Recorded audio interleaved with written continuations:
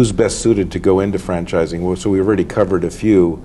I think you told me off camera veterans as well or something. What's that? Veterans do make excellent franchisees because they're very disciplined and they're used to following a system. And franchising is all about following systems. That's true, isn't it? So they're a natural. One of the nice bonuses for veterans is that many franchise companies offer a VetFran program where they will discount the franchise fee. Either they'll take a certain percentage off or a certain dollar amount. So that's a nice bonus to encourage them and as a way to also say thank you for serving our country. Oh. Any other particular categories, or we pretty much cover them? Managers, former execs? They were like natural people that would... Certainly there, I think, are many people that want to have control. They want to be their own boss. And many times maybe their parents have had a business or they've had friends and they say, I can do this. I've been successful in the past. I've made other people money. Now I want to have some control and I want to do it myself. But they don't want to do it totally themselves. They want that infrastructure. They want that safety net that a franchise offers. Okay. So the next question I was going to ask you actually brought along a graphic. It's what attributes are franchise companies seeking, because people out there might be thinking of it and want to see if how they match up. And I thought we would show the graphic to the audience and then I would read the bullet points and you could comment on them. Sure. So it's what attributes are franchise companies seeking, and the first thing you say is a good attitude and work ethic. Certainly, franchise companies want someone with a positive attitude and someone with a good work ethic, someone that will do what it takes, someone that's been successful before, and they know that they're going to succeed again. So maybe persistent and diligent and all of the good qualities. Yes. Okay. General skills and experience. Interestingly, the corporate world, again, many times wants specific industry experience.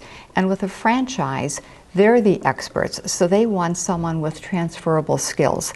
They want that manager who is good with managing people or good with customer service. Or finances. Or finance, and can learn the details about the business. So someone with those general skills work out very well. So again, from a coaching point of view, this also sounds pretty natural for a career transitioner too, because even the idea of a functional resume, we're always looking for transferable skills. Somebody's making a leap from this to this, and they're trying to make the case, I have these basic skills. It sounds like it would fit into that because you're saying transferable skills. Exactly, and sometimes people just get excited because they say, this is an opportunity to get into a whole new industry. And I would like to do something different. I'd like to learn something new. I'd like to be challenged. And so it's an opportunity for that. Okay. Coachability. I don't even know if that's a word, but I know what it means. So go ahead. Certainly with a franchise, the person has to feel comfortable and be receptive to being coached. Sometimes when people buy a franchise, all of a sudden they think then they become the expert and they don't follow this proven system. So they have to be receptive to following directions and having trust that that franchise company probably has tried this, maybe even a couple times, a couple years ago and found out it didn't work. Trust me, we've tried that. Stick with this. This is what works. Would they be open? Is the parent company or whatever the awardee or awarder, are they open to suggestions? If you've tried something on a small scale and you think it works and you propose it to the home office or something, would they, is there a little bit of room for innovation? Absolutely, and many times some of the best ideas come from franchisees. Usually they want you to follow the system to get started, to get that basis for success. And then many times you see opportunities to refine. And in some newer companies, some of the people that I've placed have welcomed that because they get to have a little bigger voice and more input. And sometimes that's what they're looking for. So there's a little wiggle room there. Certainly. Strong people skills. That, I think, goes without saying. You're going to be dealing with the public. You're going to be dealing with employees. You have to be able to communicate efficiently and effectively. Okay. A moderate risk taker. Surprisingly, people think that a franchise is very risky, and it really is not for the maverick, for that person that wants to go out and create something on their own, who wants to push the limits. If we look on a scale of 1 to 10, it's probably for that person that's maybe between a 4 and an 8, for example. That they're comfortable with some risk, but they want to have that system too. So they can't just want a steady paycheck all the time. They have to want a little bit more, but it's not for the people on that end of the spectrum, not for those mavericks. Well, I think that's helpful that we're saying what matches what kind of characteristics they're looking for, but we're also saying to some people this might not be a good match for you. If you really feel like you're not that coachable, or you're a real entrepreneur that wants to break boundaries and stuff like that, or if you're real specific and not a generalist, or prefer to be left alone. So we're speaking to both. Yes. That people can parse themselves out. And the last one is common values. A franchise many times is an extension of a family.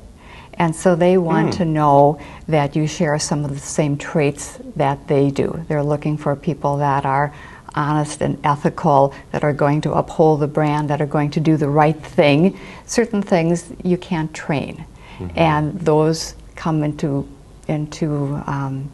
prominence then. And also culture. You want to find a company that the culture fits what you're looking for and that you're comfortable with. Okay.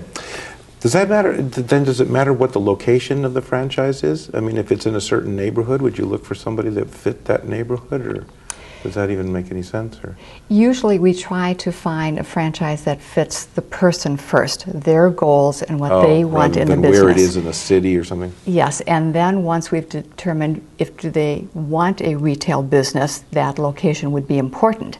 But there are other options. They might want something in automotive. They might want a business-to-business business where they're working out of an office suite, and that could be located just about anywhere. And there are very good business options that can be run out of a home office.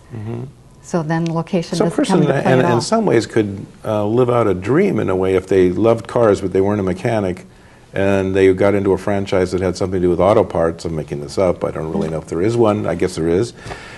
They could be around something that's a natural interest to them, even though they didn't do it when they were in their 20s or 30s, right? Exactly. If they can talk car talk, for example, car talk, yeah. The franchise wants someone to manage the business, someone to grow and to run it. They're not looking for the mechanic to pick up that wrench. They're looking for someone who's comfortable managing that mechanic, and also someone who's comfortable dealing with the customers and maybe on the next level working with fleets. But again, managing that business. Okay. Advantages and disadvantages of franchising. Well, one major advantage, I think, is training and support. With a good franchise, they're with you every step of the way. They take your hand.